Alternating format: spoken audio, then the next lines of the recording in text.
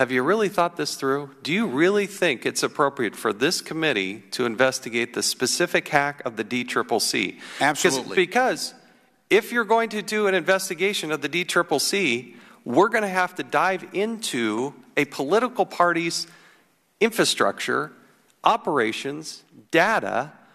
I don't think that's appropriate. Here's the difference. Well, here's the difference. Reclaiming my time. You're using all my time here. Look. They hacked the American election. That is worth looking into. There's no evidence of that, and President Obama said that wasn't even possible. This is high confidence. This is our own FBI. High confidence that they hacked the election, that they interfered with the election. It may not have been outcome determinative. I'm not saying that. But based on the FBI, based on the Office of the Director of National Security, they're saying, yeah. And also the CIA, they're in agreement that the elections were hacked. Now, I'm not saying they affected the outcome, but they tried. It may have been just chaos that they wanted to create, but they interfered with our elections. And if we're turning a blind eye to that, that's a shame.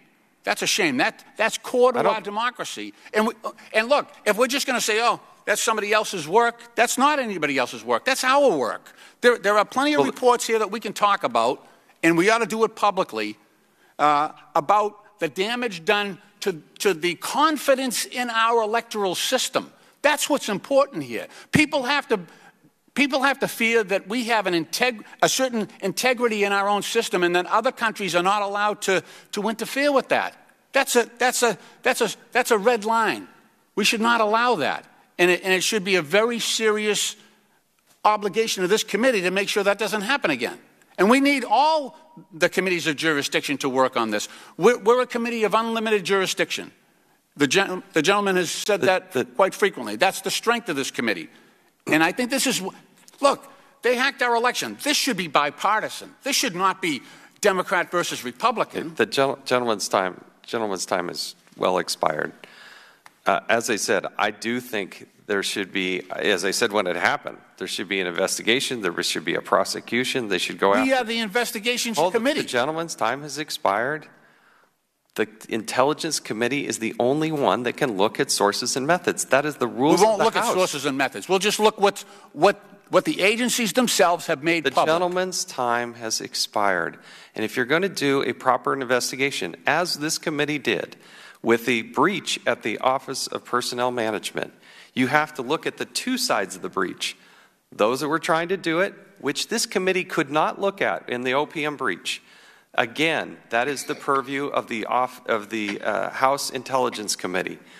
But we could look at those that were breached and how inept their systems were and how bad it was set up and how the Inspector General was warning of these things. That we did do. We had 9 separate investigations on Hillary Clinton. 9 separate investigations. The gentleman is out of order. The gentleman's time has expired. I give you well more than 5 minutes. What I think is inappropriate, I'm trying to answer the question, it would be wholly inappropriate for the United States Congress for us to dive into the DCCC. You might want to do an investigation yourself of the DCCC. I don't think that the United States Congress should be diving into their individual private systems of a political party. I think that's too broad. If you want me to start issuing subpoenas on the DCCC, I'm probably not going to do it, but go ahead and suggest it. I just How think about it's some wrong. of the FBI? The gentleman's time has expired. You asked me a question. No, I get did to not. Respond. I did not. You asked me if I wanted. I did not ask. The gentleman is out of order. Mr. Chairman, I think we need to come down here a little bit. Mr. Chairman, you have made some statements, and I just ask you to give him the courtesy of a minute and a half just to respond. No, I will not. Well, I will not. Give him plenty of time. Would the gentleman let me finish?